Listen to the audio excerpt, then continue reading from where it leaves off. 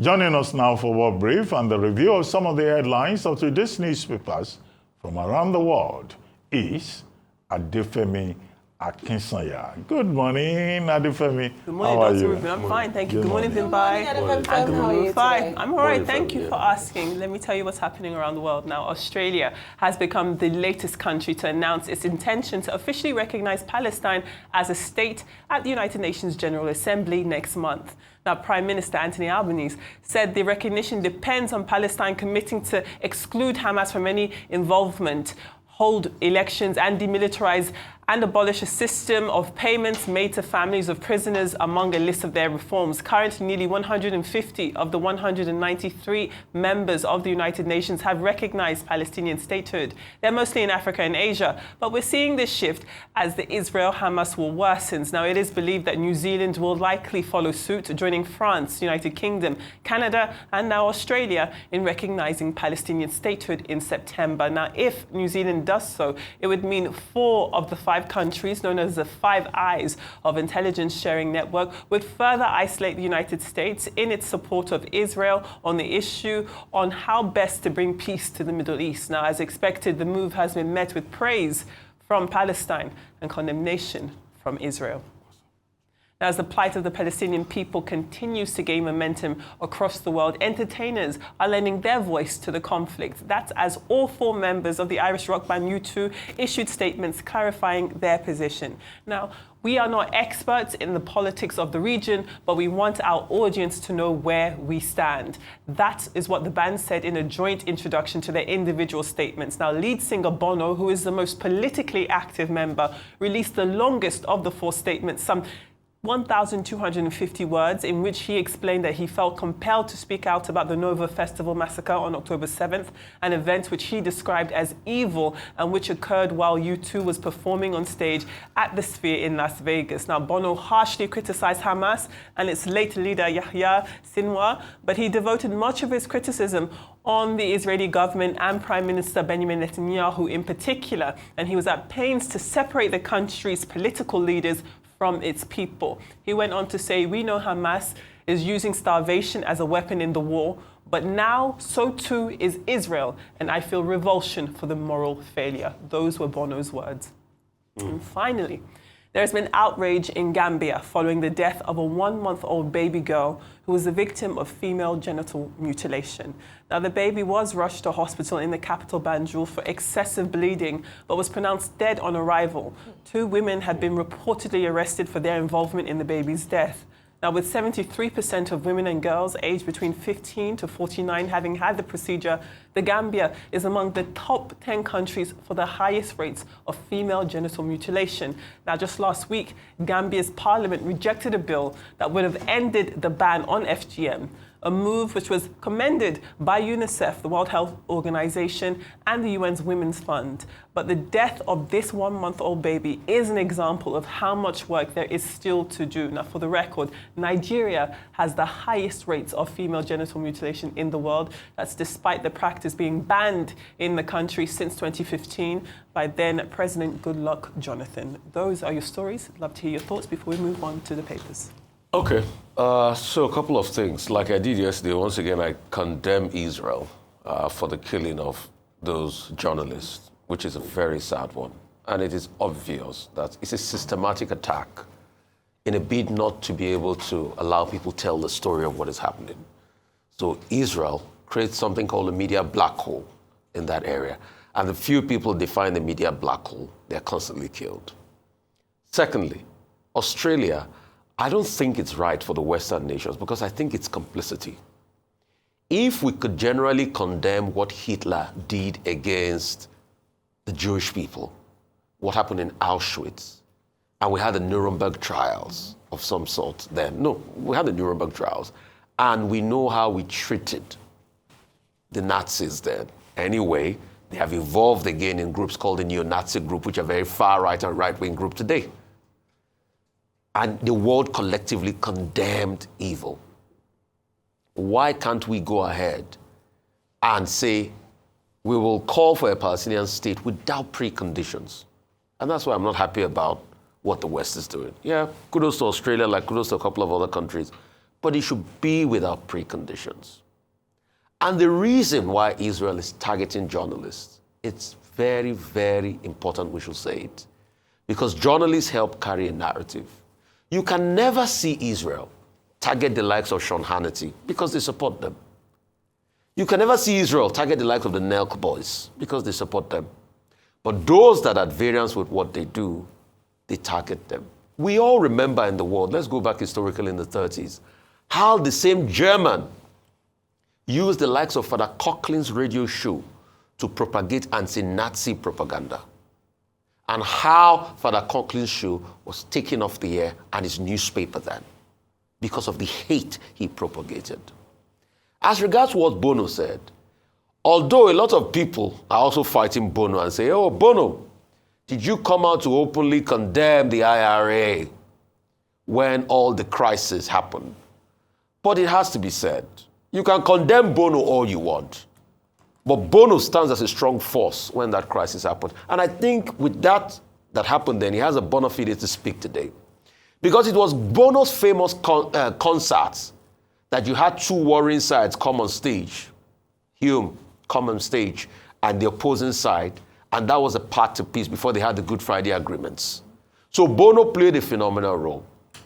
And Bono also told the story in songs like Sunday, Bloody Sunday. Sorry, I'm a huge YouTube fan. Mm-hmm.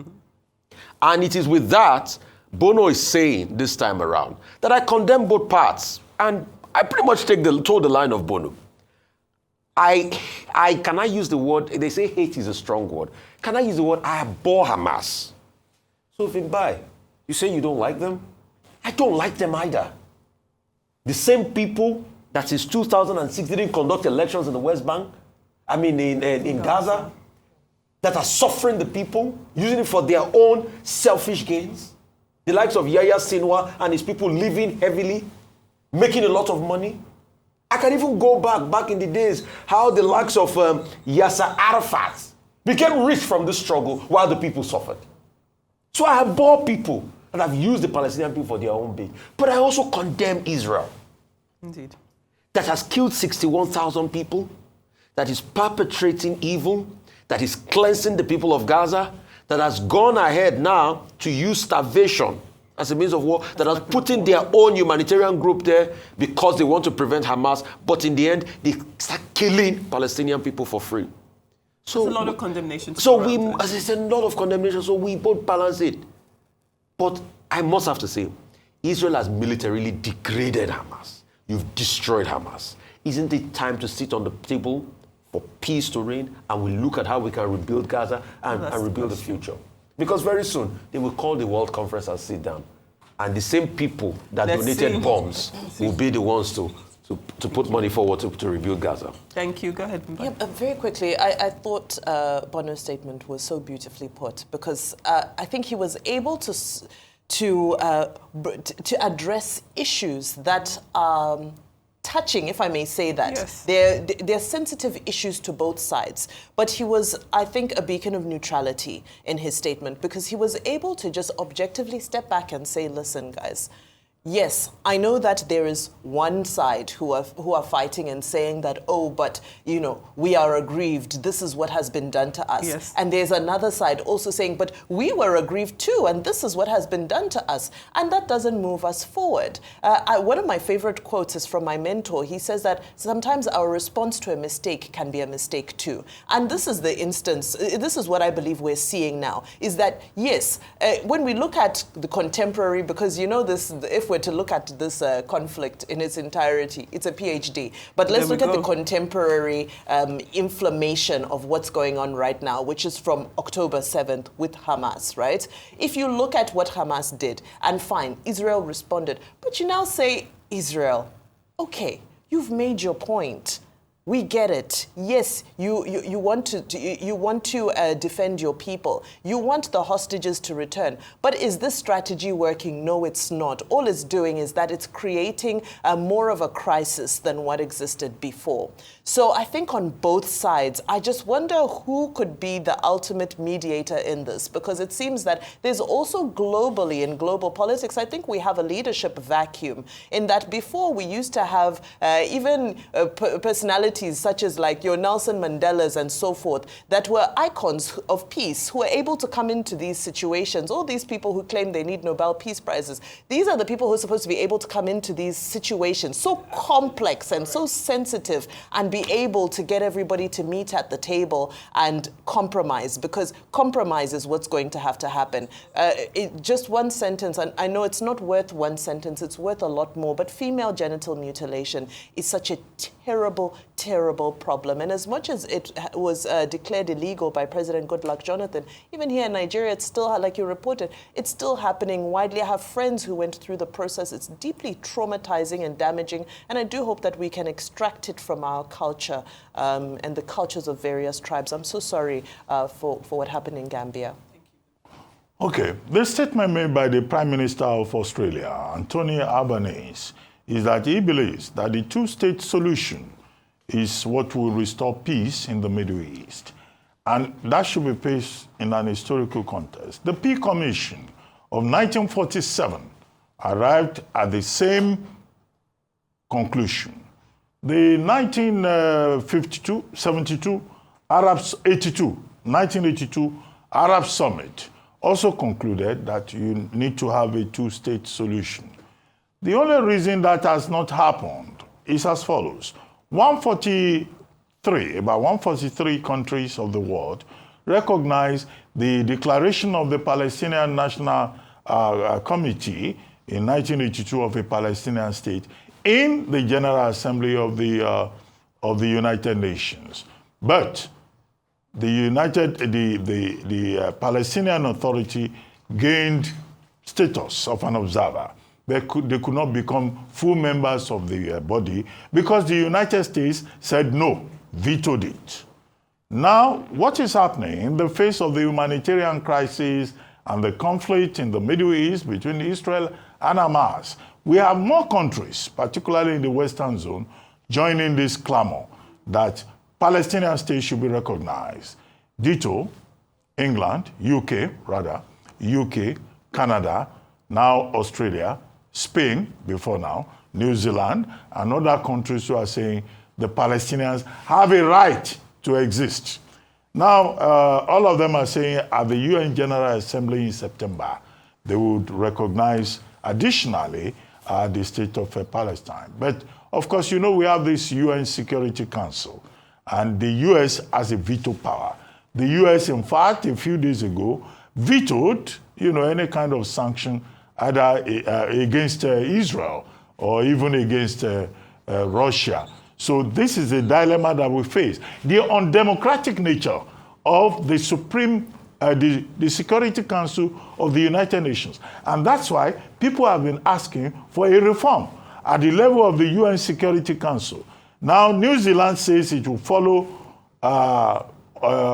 Australia. Yes. Well, it's not only New Zealand, Bono that you mentioned. Yes. Celebrity figures, influential persons.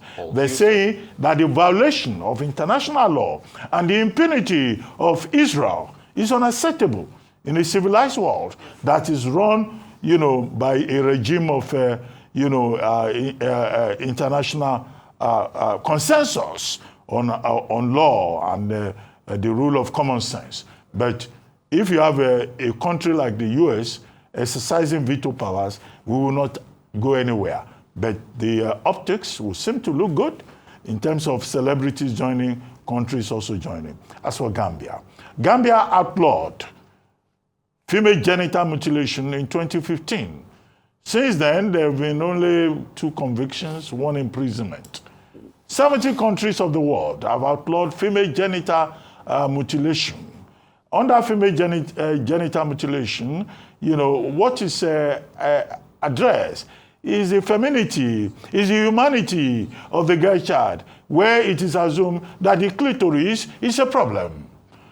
And the campaign against this is saying that the clitoris is not a problem. There is nature, there is nurture. How you bring up your female child can make all the difference.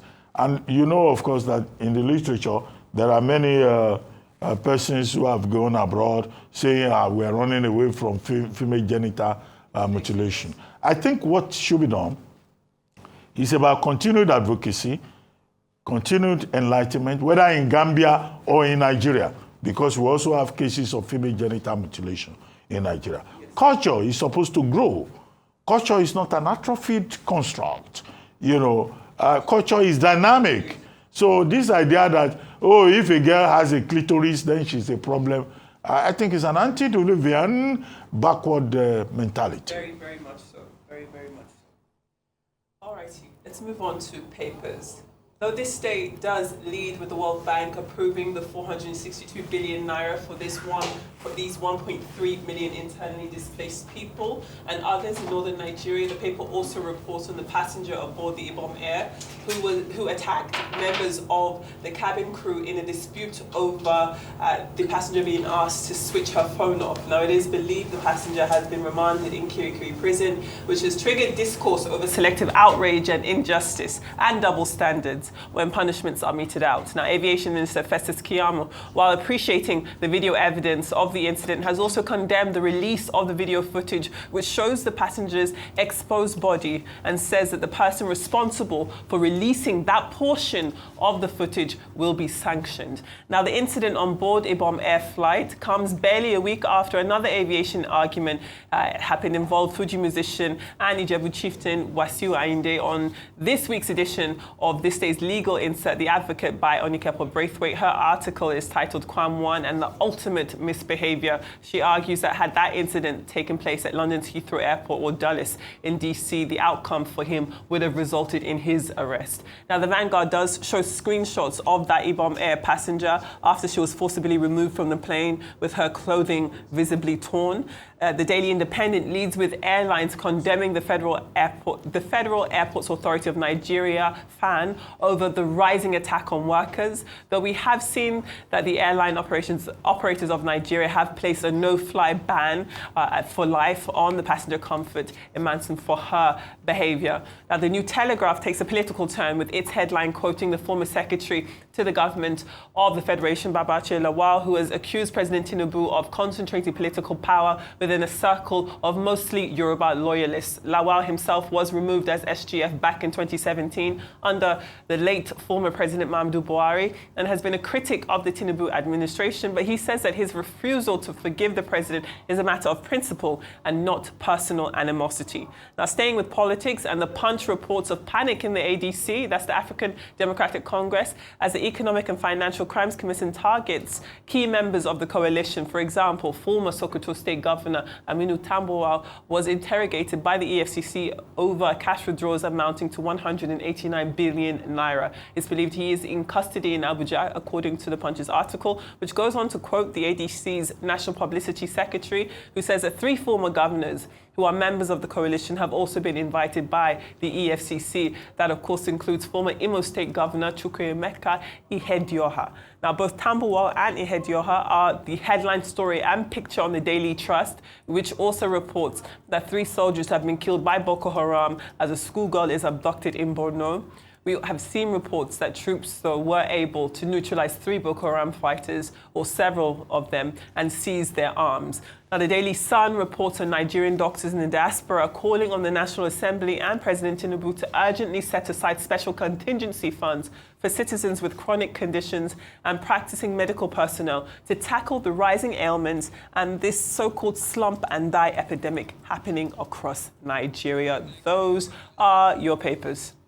All right. Thank you so much for that, Adefemi. And I know there's a lot of insecurity on the front pages, but Absolutely. also it's fantastic to see, like Rufai highlighted, DSS is, it's taking control with regards to the Owo massacre. Yes. Nigerian Air Force as well had an operation the other day, and we saw several bandits being killed from that. So I'm glad that our troops are up to the task and they're fighting back. Yes.